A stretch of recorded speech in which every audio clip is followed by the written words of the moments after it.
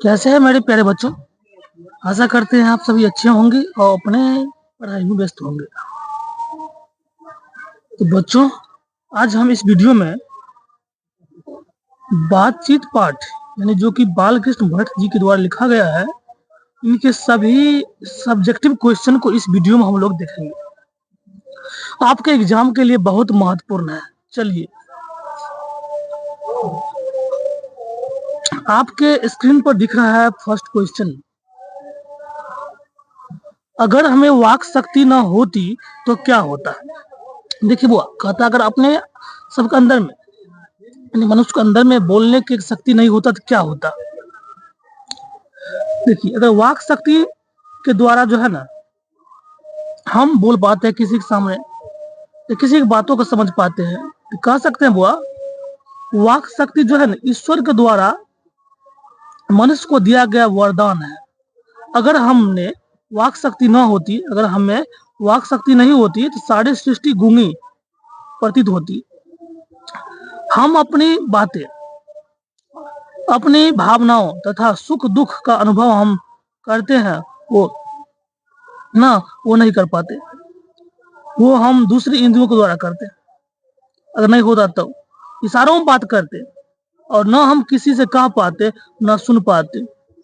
हम लोग लुंज पुंज से होते, मानव पशु की तरह। ठीक ना। चलिए चलते हैं नेक्स्ट क्वेश्चन पे। देखिए बुआ, बहुत ही अच्छा क्वेश्चन है। क्वेश्चन है 2 नंबर। अगर कथा बातचीत के संबंध में बेन जॉनसन और एडिसन क्या विचार है। मतलब बातचीत के बारे में बेन जॉनसन और एडिसन जी का क्या कहना है। देखिए, बातचीत के संबंध में बेन जॉनसन और एडिसन के निम्नलिखित विचार है। देखिए, बेन जॉनसन क्या कहते हैं, आप एग्जाम ऐसे ही स्टार करके हेडिंग कर लीजिएगा, ब्लैक पेन से लिख लीजिएगा बेन जॉनसन, ये रुक लिखिएगा आप। बेन जॉनसन का यह कहना है कि क्या कहना हुआ, इंपॉर्टेंट पॉइंट यह है, बोलने से ही मनुष्य के रूप का साक्षात्कार होता है। ठीक ना। ये बहुत ही उचित जान पड़ता है, क्योंकि जब मनुष्य बोलता नहीं है ना तब तक उसका गुण और दोष प्रकट नहीं होता है। चलिए देखते हैं एडिसन जी क्या कहते हैं। एडिसन जी का कहना है, असल बातचीत जो है ना बुआ सिर्फ 2 व्यक्तियों के बीच हो सकती है। क्या कहना है, देखिए सही बात है, असल बातचीत सिर्फ 2 व्यक्तियों के बीच हो सकती है, जिसका तात्पर्य यह हुआ कि जब 2 आदमी होते हैं ना तभी अपना मन एक दूसरे के सामने खोलते हैं। समझ गए ना। और तीसरे की उपस्थिति मात्र में ही बात की धारा जो है ना बदल जाती है। 3 व्यक्ति के बातचीत की मनोवृत्ति के प्रसरण की वह धारा बन जाती है, मानो उस त्रिकोण के 3 रेखाएं हैं। बातचीत में जब 4 व्यक्ति ले जाते हैं तो बेतकल्लुफी का जो है ना स्थान फॉर्मेलिटी ले लेता है। इसीलिए कहा गया है एडिसन जी के द्वारा, बातचीत जो है 2 व्यक्तियों में हो सकता है। अगर 3 बात करें, मन का बात नहीं बोल सकते हैं ना, क्योंकि वो बात कोसों दूर फैल जाएगा। चलिए, आप आशा करते हैं समझ गए होंगे। देखिए, बहुत ही अच्छा क्वेश्चन है आपके स्क्रीन पर। क्वेश्चन है आपका 3 नंबर। आर्ट ऑफ कन्वर्सेशन क्या है। आर्ट ऑफ कन्वर्सेशन क्या है, यानी कि देखिए बुआ, आर्ट ऑफ कन्वर्सेशन का अर्थ होता है वार्तालाप करने की कला, यानी कि बातचीत करने की कला को ही कहते हैं बुआ आर्ट ऑफ कन्वर्सेशन। आप लोग याद रखिए, बहुत इंपॉर्टेंट पॉइंट। यूरोप के लोगों का जो है आर्ट ऑफ कन्वर्सेशन पूरे विश्व में प्रसिद्ध है। किसके पास बातचीत करने का हुनर है, यूरोप के लोगों के पास। याद रखिए, इस हुनर के बराबरी स्पीच और लेख दोनों नहीं कर पाते हैं। इसके हुनर की पूर्ण शोभा काव्य कला में दिखाई देती है। इस कला में माहिर व्यक्ति लोगों के सामने ऐसे चित्र चतुराई से प्रसंग छोड़ते हैं ना कि उनके बातों करने वाले लोगों को जो है बहुत अच्छा लगता है। सुहद गोष्ठी इसी का नाम है हुआ, याद रखिएगा, सुहद गोष्ठी इसी का नाम है।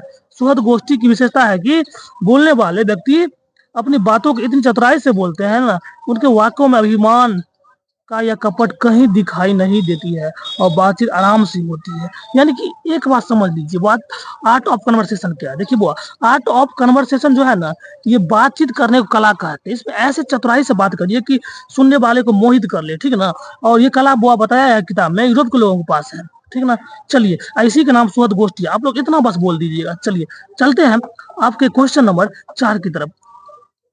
आपके स्क्रीन पर दिख रहा है मनुष्य। क्वेश्चन है, मनुष्य की बातचीत का उत्तम तरीका क्या हो सकता है। इसके द्वारा वह कैसे अपने नवीन सर्वथा नवीन संसार की रचना कर सकता है। देखिए बुआ, बातचीत के सबसे जो है ना उत्तम तरीका जो है खुद से बात करना है, यानी कि सबसे बढ़िया तरीका बातचीत करने का है खुद से बात करना, यानी अपने में वो क्षमता लाए जो खुद से बात करे, उसी को वो हम कहते हैं क्या चीज, आत्म वार्तालाप बोलते हैं, ठीक ना। मनुष्य को चाहिए कि वो अपने अंदर ऐसी शक्ति पैदा करे ना, जिससे वो अपने साथ बात कर सके, ठीक ना। स्वयं से बात करना इतना सरल काम नहीं है बुआ। वर्षों के अभ्यास के उपरांत यदि हम थोड़ी देर अपनी मनोवृत्ति स्थिर कर अवाक होकर अपने मन के साथ बातचीत कर सके तो मानो अहोभाग्य है, ठीक ना। इसीलिए सबसे अच्छा बताया गया है आत्म वार्तालाप। चलिए आप समझ गए होंगे, ठीक ना। चलिए देखिए व्याख्या करने वाला क्वेश्चन है आपके स्क्रीन पर, क्वेश्चन नंबर 5 जो आता है ना व्याख्या वाला में, जैसे कि हमारी भीतरी मनोवृत्ति प्रतीक्षा नए नए रंग दिखाई करती है, वो रचनात्मक संसार का एक बड़ा भारी आईना है, जिसमें जैसा चाहो वैसा सूरत देख लो, कोई दुर्घट बात नहीं है। इस पंक्ति को व्याख्या करना है। देखिए वो सबसे पहले व्याख्या जब आए ना, तो सबसे पहले आप बताइए ये पंक्ति किस पाठ से लिया गया है, इनके लेखक कौन है। तो सबसे पहले वो हम ये बताएंगे यह पंक्ति बातचीत पाठ से ली गई है, जिनके लेखक क्या है वो बालकृष्ण भट्ट जी है ना, और ये एक निबंध है। हाँ, इन आता बोलेंगे इन पंक्ति के माध्यम से लेखक यह बतलाना चाहते हैं कि हमारे मन जो है ना बहुत चंचल है, वो वो हर क्षण बदलता है रहता है। वो किसी वस्तु को देखकर कभी उसे पाना चाहते हैं तो कभी उसे नष्ट कर देना चाहते हैं। हमारा मन हर क्षण हमें जो है ना बुआ एक नए रूप रंग से मिलता है। हमारा मन इस संसार में होने वाली सभी प्रपंच को रचता है और उसका हाल भी करता है।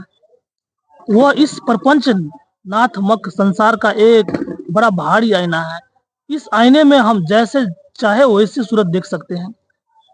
इस उलझे हुए पहली नुआ संसार में अनेक प्रकार के लोग हैं।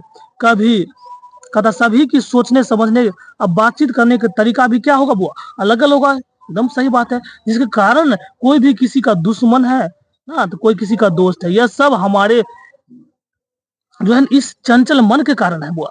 इस नियंत्रण में रखने का सबसे अच्छा उपाय है कि अपने मन पर नियंत्रण अर्थात अपने जीवा यानी कि अपने जीव पर कंट्रोल होना चाहिए बुआ। चलिए नेक्स्ट क्वेश्चन देखिए व्याख्या वाला है, ख नंबर क्वेश्चन है इस पाठ का। सच है जब तक मनुष्य बोलता नहीं है तब तक उसका गुण दोष प्रकट नहीं होता। बहुत अच्छा क्वेश्चन है। देखिए आप ही कहिए कैसे लिखेंगे इसको। तो सबसे पहले आपको लिखना है प्रस्तुत पंक्ति बातचीत निबंध पाठ से ली गई है, जिसके लेखक जो है बुआ बालकृष्ण भट्ट, और इस पाठ में बातचीत के हुनर के बारे में बताया गया है। चलिए इस पंक्ति के माध्यम से लेखक क्या कहना चाहते हैं, तो वो कहना चाहते हैं कि सभी मनुष्य के सोचने समझने की शक्ति अलग अलग होती है, बात करने का तरीका भी अलग अलग होता है। कुछ लोग बहुत मीठा बोलते हैं तो कुछ लोग जो है ना बहुत तीखा बोलते हैं। वो अपनी बातों को सीधे और सरल तरीके से दूसरे के सामने रखते हैं, जिससे सुनकर लोगों को उनकी बात समझने में आसानी होती है और उनसे बात करना लोगों को जो है ना अच्छा लगता है। और कुछ लोग अपनी बातें से लोगों को निराश कर देते हैं। इन बातों का अहंकार होता है, ठीक ना। वह दूसरों को हमेशा नीचा दिखाने की कोशिश करता है। लोग जैसा सोचते हैं समझते हैं वैसा ही बोलते हैं। इसलिए कहा गया है ना बुआ, जब तक मनुष्य बोलता नहीं है तब तक इसके गुण और दोष प्रकट होता ही नहीं। बताइए कोई आपके सामने में कोई बोलेगा नहीं, उसके बारे में कैसे समझिएगा कैसा है नहीं है, ठीक ना। इसलिए बातचीत करके दोबारा जो है ना उसके मन के बारे में हम समझ सकते हैं, ठीक ना। लोग में क्या गुण है क्या दोष है, जब तक बातचीत नहीं करेंगे गुण और दोष पता चलबे नहीं करेगा बुआ। चलिए चलते, आशा करता आप लोग समझ गए होंगे। ये क्वेश्चन है 6 नंबर क्वेश्चन। क्वेश्चन है बुआ आपका, इस निबंध की क्या विशेषता है, मतलब ये बातचीत निबंध है ना, इसकी क्या विशेषता है। देखिए बालकृष्ण भट्ट के अनुसार सबसे उत्तम प्रकार का बातचीत अपने में वह शक्ति पैदा करना है जिसमें व्यक्ति स्वयं को जो है ना बात कर सके। मतलब इस पाठ में जो लेखक हैं इन पाठ का बालकृष्ण भट्ट जी, उनके अनुसार उनका कहना है कि व्यक्ति में अपने अंदर ऐसा शक्ति उत्पन्न करना चाहिए कि मतलब खुद से बात कर सके ना। चलिए बोलने से मनुष्य के रूप का साक्षात्कार होता है ना। बातचीत के दरमियान ही मनुष्य अपने दिल के बात दूसरों के सामने प्रकट करता रखता है बुआ। वास्तव में जब तक मनुष्य बोलता नहीं है ना तब तक उसका गुण दोष प्रकट होता ही नहीं बुआ। बातचीत के द्वारा ही दो व्यक्तियों से लेकर के मीटिंग होता है, सभा होता है ना, दिखते हैं ना गांव में कोई मीटिंग सभा पंचायती होता है, बातचीत के द्वारा ही होता है ना बुआ। बातचीत करने से ही सब समस्या का समाधान होता है। चाहत को समझते हैं। एक तरह से देखा जाए तो बातचीत वह केंद्र बिंदु है बुआ, जिसके द्वारा मनुष्य के अंदर छिपे हुए गुण दोष को सहज ही समझा जा सकता है। अतः स्पष्ट है कि मौन रहने से व्यक्ति का पता लगाना आसान नहीं होता है, ठीक है ना? कोई व्यक्ति शांत है, बोलता नहीं है सामने, तो उसके व्यक्ति के बारे में आप लोग समझ नहीं सकते हैं, जान नहीं सकते हैं, उसके गुण दोष को पता नहीं कर सकते। इसीलिए बातचीत बहुत ज़रूरी है, तभी जाके किसी के मन के दोष ना, गुण, जो भी चीज़ है उसको हम समझ सकते हैं। आशा करते हैं आप लोग अच्छे से समझ गए होंगे। आप लोग बस सुनिए, इस प्रकार जो है ना, इस प्रकार जो है यह पाठ जो चैप्टर है आपका एंड हो गया। और फिर हम वो नेक्स्ट वीडियो में चैप्टर 2 को लेकर आएँगे। इसी प्रकार पूरे हिंदी खत्म कर देंगे। Thank you for watching.